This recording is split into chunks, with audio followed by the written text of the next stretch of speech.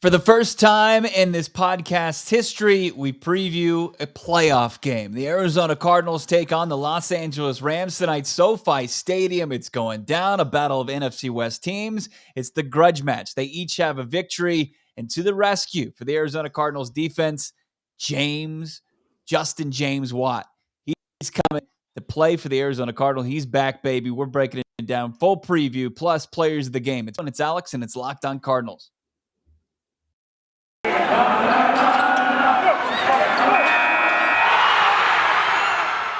You are Locked On Cardinals, your daily Arizona Cardinals podcast. Part of the Locked On Podcast Network, your team every day.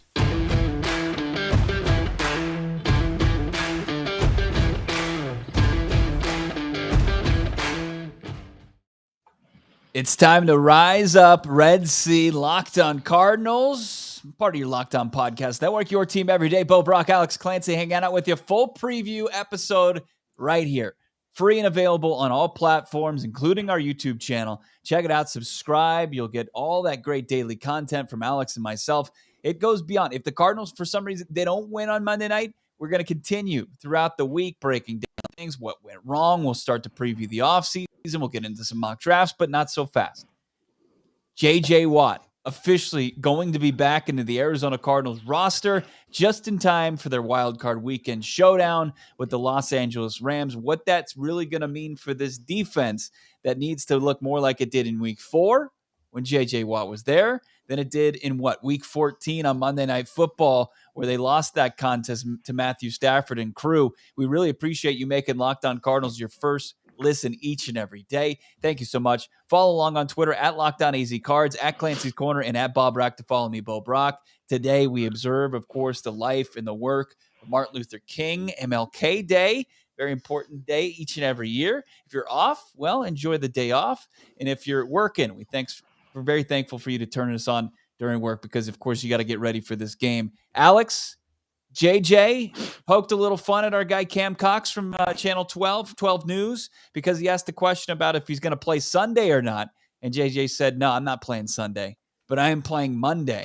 Paraphrase a little bit. What is reinserting Justin James Watt back into this defensive lineup do for the Cardinals against the Rams? I mean, there's a couple things. When the Cardinals signed him, there was, this chance that he wasn't going to play all 17 weeks, whether it be load management or nagging injuries or whatever. What happened was his arm fell off, and he decided to play the rest of the game against Houston, and he's made it his goal to come back if the Cardinals were to make the playoffs, to play in the playoff game, and that's exactly what he's going to do. Now, when they signed him for the amount of money that they did, it wasn't just on the field stuff. And we talked about this early on. It was leadership. It was turning a corner. It was making this team a grown-up organization. And that's what he did. And I always reference to Zaven Collins rolling down the fairway because he forgot J.J. Watt's breakfast when they were supposed to play golf together. The rookie hazing started, and J.J. Watt became a leader almost immediately with the Arizona Cardinals. Now, when he plays on Monday night, the run defense is going to have an uptick just because he's there. I don't know if that means that the play calling is going to be different from Sean McVay at all, or, if they're actually going to see a step forward with the run defense, number one. Number two, this is going to make the linebackers' job a lot easier because J.J. Watt is on the field, and he's going to need to get the respect from the opposing offensive line. And that's something we haven't seen from one side of the line since he's been gone. So I think it should not just his numbers are something that need to be looked at. It's how well does Isaiah Simmons get to the quarterback? Is Zaven Collins going to be rushing the quarterback? Marcus Golden?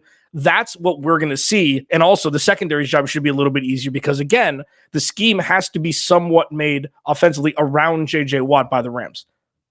Yeah, no doubt about it. I mean, what they would need to do and what they're able to do with J.J. Watt back in the lineup is where they had all the early success as a defensive unit on third down, you're just shutting teams down on fourth down, and the few times that they would go for it, it was all when he was in the lineup, and it all ended when his arm absolutely exploded. I mean, the sources said that he tore his labrum, his bicep, his rotator cuff, and then somehow, some way, he gets a bionic arm. I have no idea what goes into that, but he's going to be back, and you got to assume that he's also going to be highly functioning as he always is, and he's going to add that morale boost because the Arizona Cardinals, it seemed like each and every week that he was gone, even though he was still there, in spirit to sound lame, but also be on the sidelines, and he's running to the end zone to celebrate a turnover for the Cardinals in a couple games.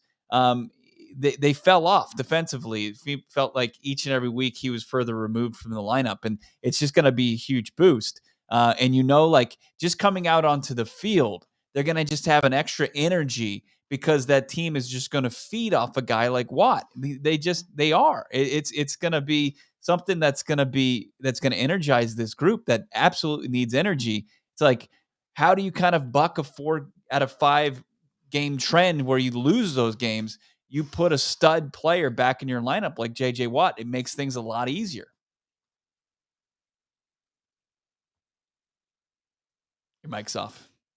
You have this whole hubbub about Von Miller getting acquired by the Rams and how JJ Watt's old. JJ Watt's 4 days older than Von Miller. Okay, and he's playing at a much higher level this year before he got hurt than Von Miller was. So even if those two cancel each other out scheme wise on the opposing side, that's a step forward that the Cardinals haven't had over the last handful of weeks. And you're right. I mean, it's when you see JJ Watt going full on Hulk before the game starts at SoFi, there's going to be a lot of Cardinals fans there.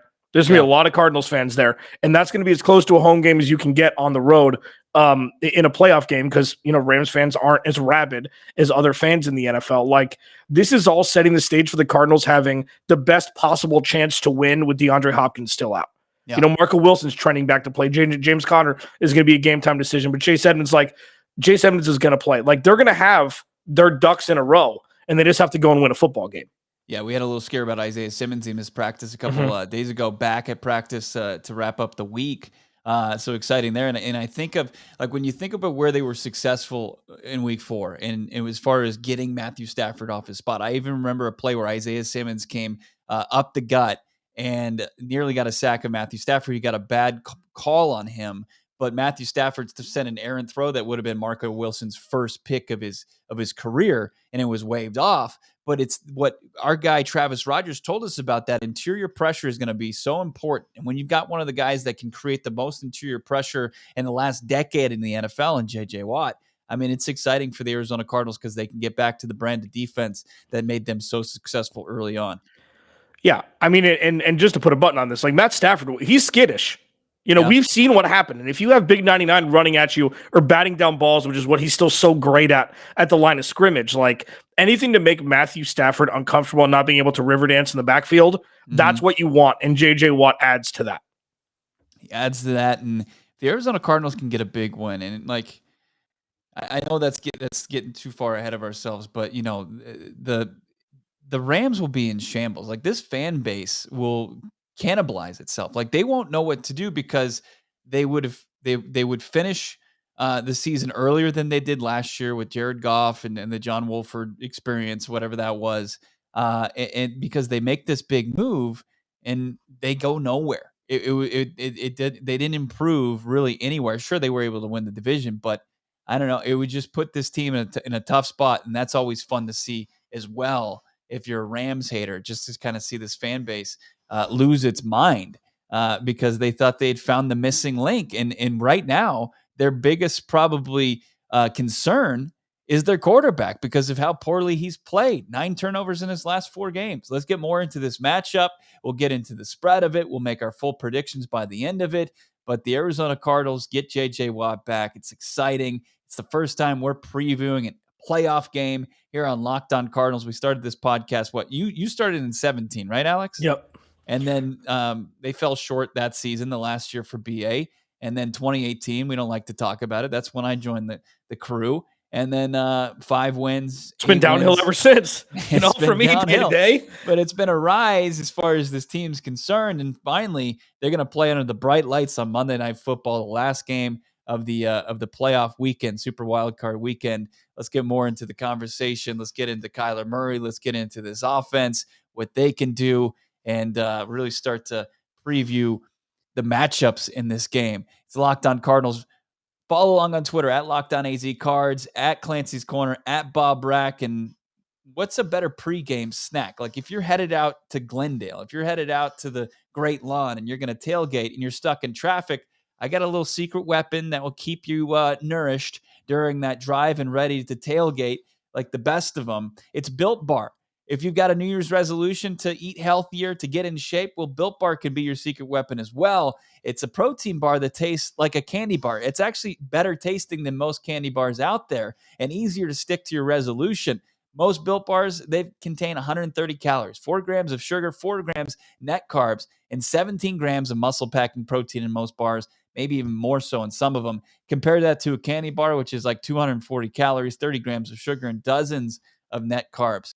Go to the website. Save yourself some cash in the new year. Go to Built.com. Use the promo code LOCKED15. That's LOCKED15, and you'll get 15% off your next order. Promo code LOCKED15 for 15% off at Built.com. Hope you had a great weekend watching the football games out there. It was decent matchup to kick off the postseason. The Bengals and the Raiders. Raiders were down knocking at the door, potentially tying the game, and Derek Carr threw a game-sealing pick from the 9-yard line. Joe Burrow, Jamar Chase, they're able to do what Carson Palmer and Chad Johnson and Andy Dalton and AJ Green weren't able to do in Cincinnati, and that's win a playoff game. Their first playoff win in 31 years. Zach Taylor, a guy like Cliff Kingsbury, a fan base that was kind of a polarizing topic, the young head coach. He gets his first playoff win in his first attempt. The Saturday night game was an absolute stinker, but it was Josh Allen, just nearly perfect night for Josh Allen. Balled out 5 total touchdowns as they dismantled and throttled the New England Patriots. And then on Sunday, probably the worst game. A lot of people expected Tampa to do what they did to Philly. They looked impressive despite not having a couple of their key players on offense. And then you had the Niners, which I said this. I liked the Niners going into this game. I thought they matched up well against Dallas, and they did a lot of what the Arizona Cardinals were able to do to Dallas.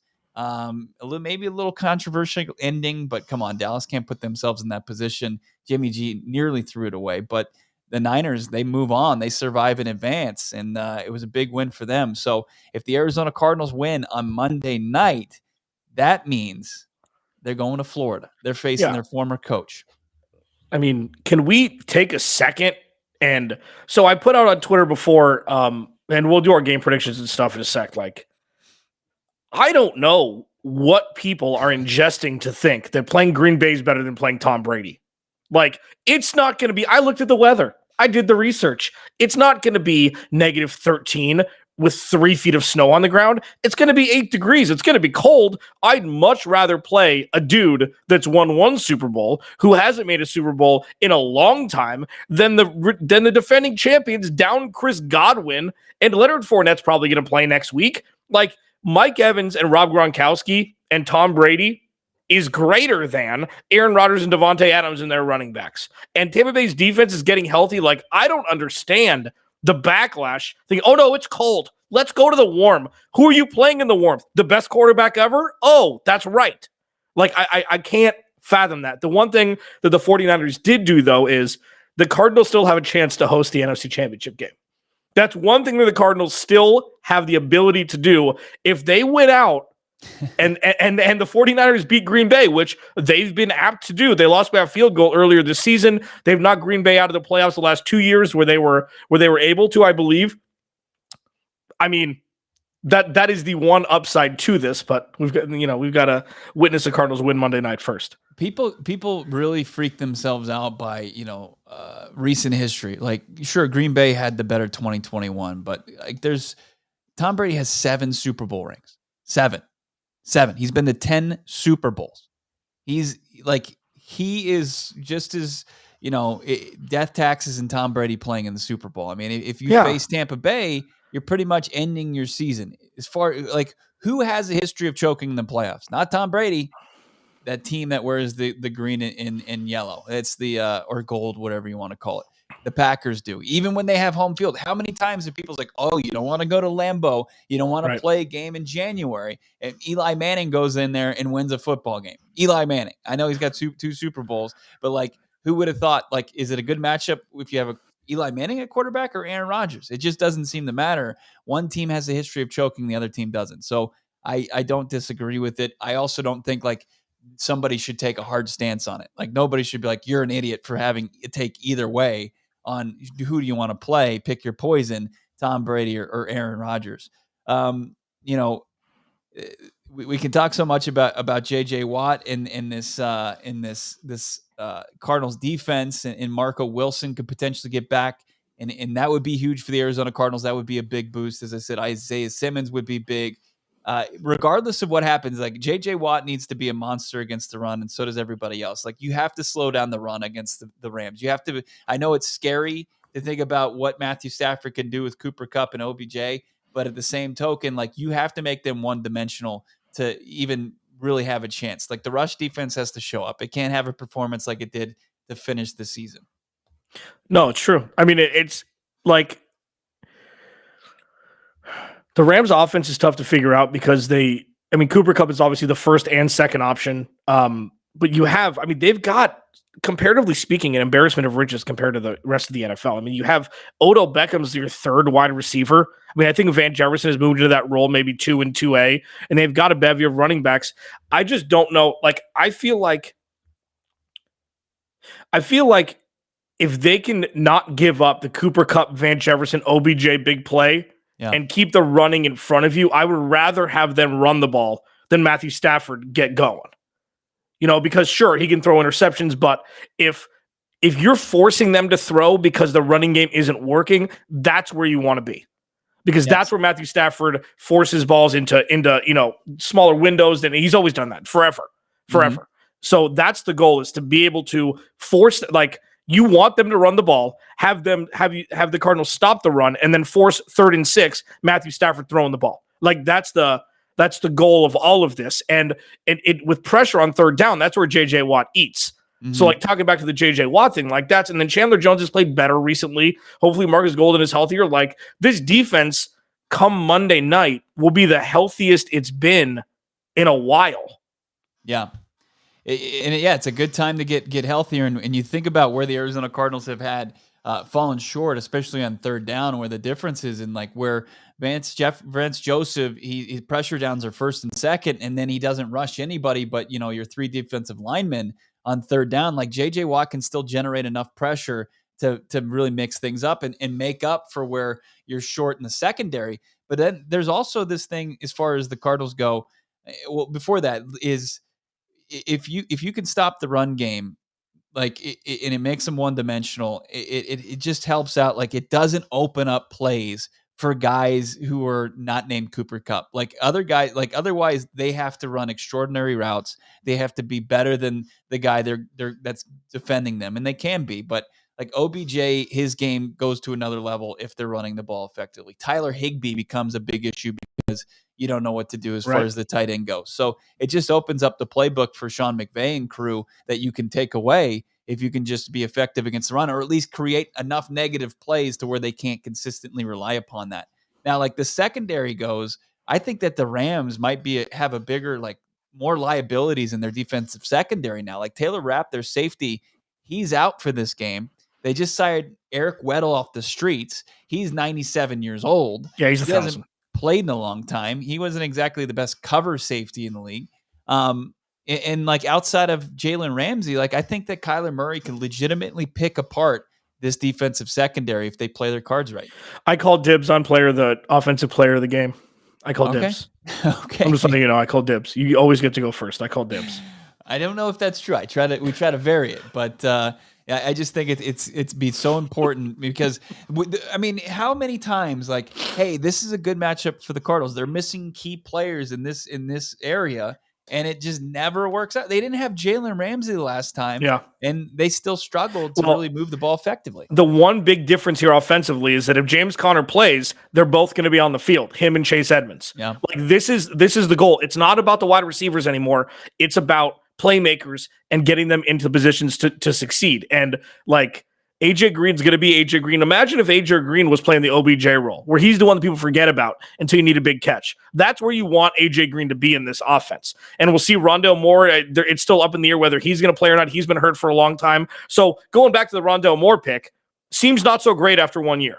Yeah. It seems like exactly what we thought it was going to be after 1 year. Something to put a button into this offseason. We'll see what happens for the rest of the playoffs. But Chase Edmonds and James Conner on the field at the same time, that's when the Cardinals are at their best. And we didn't know that when the season started because we've seen one, we've seen the other. We haven't seen them both together. And if you can figure out a way to have James Conner and Chase Edmonds have that high of impact that they've had without each other together, then you're cooking with something. And then that opens up everything down the field. It opens up everything. Yeah, and you can run right at Von Miller, who, of course, an exceptional pass rush artist. He's a guy that you can run Chase Edmonds right at. He's fast enough to get around the corner on him, which is going to be huge in how they go. Also, one more thing before we get into our predictions, as far as the interior of this Arizona Cardinals offensive line has to play. They have to show up and ball out. I mean, I know we're going to see Aaron Donald eat here, 1, maybe 2 sacks, but he just can't be in the backfield each and every play. It's going to come down to Max Garcia. It's going to come down to Justin Pugh. We'll see if he's available. And DJ Humphries has to have a bounce-back game against Von Miller. That's a huge matchup for the Cardinals. Yeah, this is where you're missing Max Williams. Remember him? Yeah. Like, this is a perfect game where Max Williams would show exactly why he's rostered by the Arizona Cardinals. Yeah.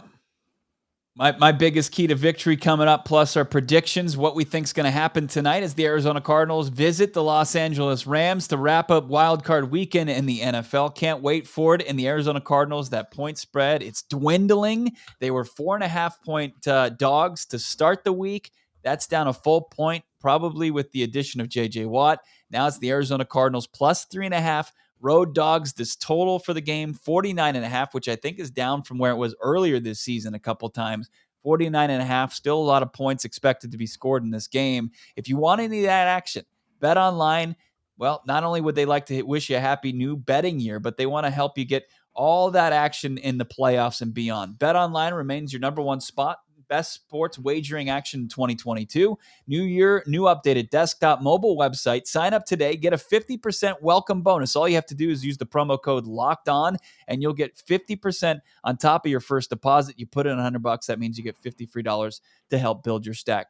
Football, hoops, hockey, boxing, UFC, right to your favorite Vegas casino games. Don't wait to take advantage of any of these amazing offers available for 2022.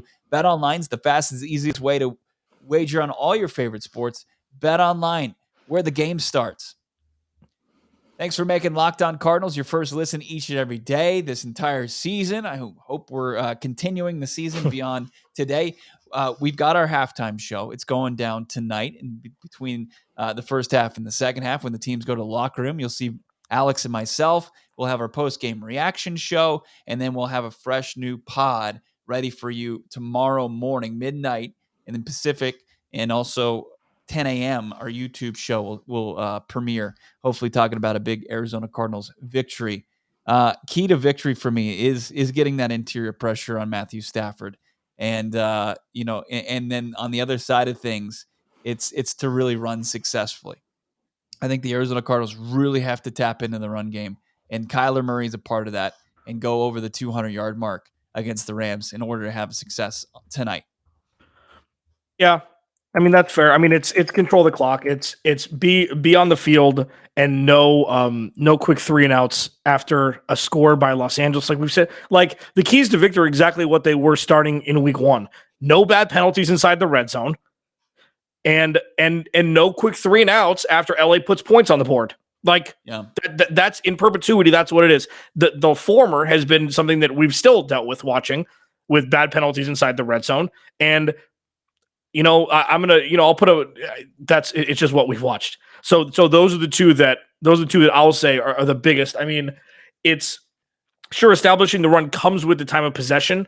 So sure, you're going to want to run the ball. This team is best when running the ball is effective. And what we've seen through the first handful of games is if you can run the ball effectively in the playoffs, you're going to win football games. Yep. That's what we've seen. Look at what Devin Singletary did. The Bills figured out that you're allowed to run the ball. And look at what's happening. I mean, if the Bills can win the Super Bowl if they run the ball as much as they did, the Cardinals need to be able to run the ball effectively and not rely on Kyler Murray throwing the ball. But yeah, and penalties inside the red zone are just an absolute killer, especially for a team that hasn't been able to punch it in as well as they did in the beginning of the season. Yeah, Absolutely. In running the football opens up, makes guys who aren't named DeAndre Hopkins, who isn't going to be playing in this game, makes their lives easier as far as getting open, getting separation, because the defense is kind of held at bay. They don't know if Kyler's going to run the ball. They don't know if Chase Edmonds is running the ball, James Conner, and it just makes them that more effective. You mentioned the red zone. That's also a huge emphasis that the Arizona Cardinals need to change the trend during their losing skid here, or not losing skid, but 4 of their last 5. It's the red zone offense. Like, I think it's you rely on all those running backs. They have the ability to catch the football as well, but you can't look towards AJ Green in the red zone in this game. You just can't. And you have to know, Kyler Murray has to know, okay, here's a couple plays that I really like that involve Christian Kirk or Zach Ertz if we have to throw the football. If we get stuffed on 1st and 2nd down running the football, I know that I've got these plays in the playbook that I like, that's going to get these guys open, some space in the end zone, and we can turn things around in the red zone. Yeah, I tweeted out on Sunday, if Tom Brady can run the ball on 1st and 2nd and goal, you can too. Yeah. Like, I don't know. You don't have to reinvent here. James Conner has been one of the most effective runners of the football inside the 5-yard line we've seen this year. And it was probably him and Derrick Henry 1 in 1A before Derrick Henry went down for the year. Like, run the damn ball. You don't have to get cute. You don't have to run end arounds. You don't have to run, student body rollouts to the right. Just run the damn ball from point A to point B. Just run it. Trust Rodney Hudson. That's why you traded for him. Trust him to run the ball up the gut. Okay. And sure, that opens up so much with Kyler Murray's, play action bootleg where he can high step into the end zone. Keep it simple early. Don't throw the ball, as you mentioned. Don't throw the ball on 1st and 2nd down, 1st and 2nd. First and goal, 2nd and goal, inside the 10. Don't do it. Run the ball. Run the ball. Yeah.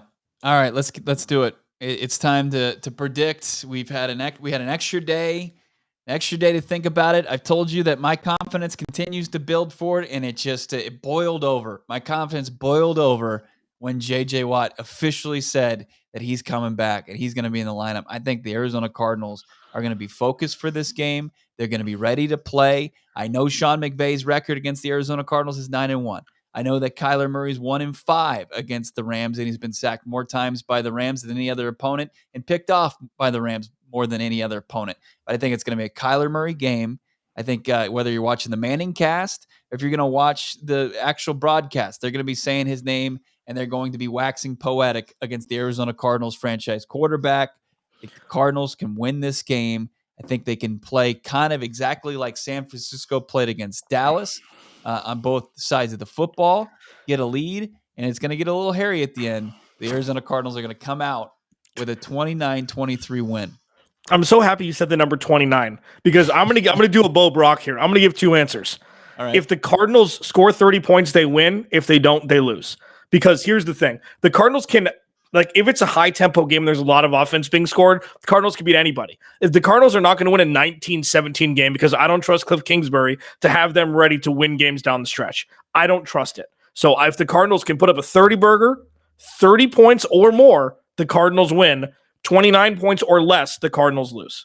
It's going to come down to if they can kind of get that game plan in motion early, where they play defense early, offense cashes in, and then they play pretty good football going into halftime, get some momentum, and then come out and kind of score a dagger touchdown or tack on with Matt Prater, and then just kind of don't look back, or just kind of play prevent a little bit, not just saying the defense, but just kind of prevent the Rams from going off and rallying back. This is going to be a fascinating game because, I can see it going every which way. Like, I could see the Rams winning, running away. I can see the Cardinals winning, running away. I can see a shootout. The only thing I don't really see happening or imagine happening is like a defensive struggle on either side.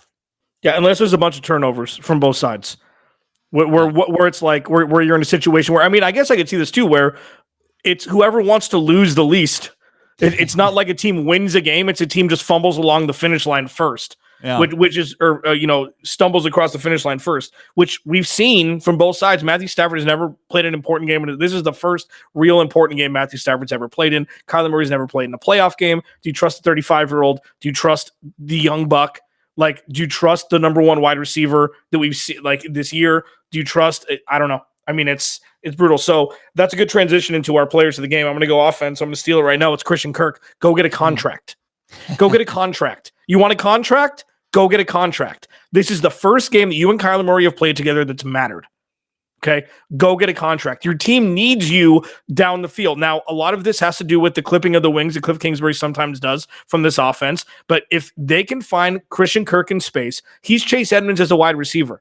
He's incredible in space. He's got great hands down the sideline on the go routes. I'd like to see them get a little bit more creative than run fast, and hopefully Kyler Murray gets the ball to you.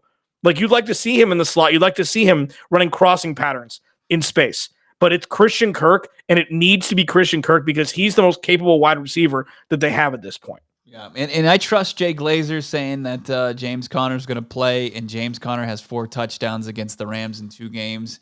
James Conner, if he can have that success, if he can get in the end zone like he has and help fix this red zone offense, because it's not going to be James Conner from far away. It's going to be him cashing in like close. So give me James Conner getting in the end zone and being the Cardinals offensive player of the game. But I'm looking at really the rushing attack as a whole, but James Conner to kind of get the spotlight because he's the one getting in to the paint. All right, defensive side of the football. Chandler Jones? I mean, go get a contract. That's the theme of the show. Like, here's the thing. Chandler Jones, that son of a gun, has shown just enough towards the tail end of the season where you're reopening the door. Like, they should probably have him retire a Cardinal, and then because it depends on how much he wants. And I feel like the JJ Watt contract is what he's going to want. And because he's a little bit younger than what JJ got, and it's team friendly because I'm sure there'll be an out after the first year. They can figure out a way to get out of it and trade him for a 3rd round pick or something if it doesn't work after the first year. But I feel like cohesion is going to be important for the future of this team. James Conner's definitely shown enough. I don't know about Chase Edmonds, but everybody's on expiring deals, it seems like. So this is a game not only for recruiting for free agents for the Cardinals as an organization, but all these guys are playing for contracts. Yeah, all of them. Ertz, your backfield, Edmonds and Conner, as you mentioned, AJ Christian Green, Christian Kirk on the defense, as you mentioned, a ton of players there. So it's interesting. I mean, who's got more motivation? The guys that have all the money, guaranteed money in the bank, like a lot of the stars on the Rams already do, or some guys playing for some big deals? Arizona Cardinals have a ton of those guys. They're not short on those guys. So we'll see if that adds some extra motivation for tonight. It's been an incredible season. If this is where it ends, but also, as I said, I'm confident we're going to be breaking down a Cardinals victory come tomorrow. Did you give your? So you gave 2 scenarios. You went political on this one. You didn't give a. At least I didn't choose a coach for player of the game like you've done a couple times. I did that once. Okay, that's one too many. So this is mine. So we're even. If the Cardinals score 30 points, they win. If they don't, they lose. The 1st to 30 scenario from Clancy lays it out there. Look, the Arizona Cardinals would be in good shape if they scored 30 points. And with this defense, it's going to have a bounce back game after a bad game against Seattle. I know they had the scoop 6, but they still gave up 31 points to Seattle, or it was 38-30 at the end of the day. Yeah. All right, that's going to do it for us. Like I said, look for some great stuff coming your way the rest of the day. We're not doing a pregame show. That's absurd, right? People are going to be in their cars getting out there, fighting traffic. We're going to be here at halftime right here at Locked On AZCards on Twitter to find it, or our YouTube page, Locked On AZCardinals. And we'll see you at halftime. Hopefully things are going right. If they're not, we're not going to shy away from talking about it, debating about it. We're just hoping for a great game tonight and hoping to survive and advance in the NFL NFC playoffs. It's here, baby. Had to wait all weekend long. Rise up, Red Sea. Enjoy the game. We'll talk to you, everybody, soon. Brack, Alex Clancy, thanks for making us your first listen. Now check out our friends over at Locked On Bets for great insight on tonight's matchup.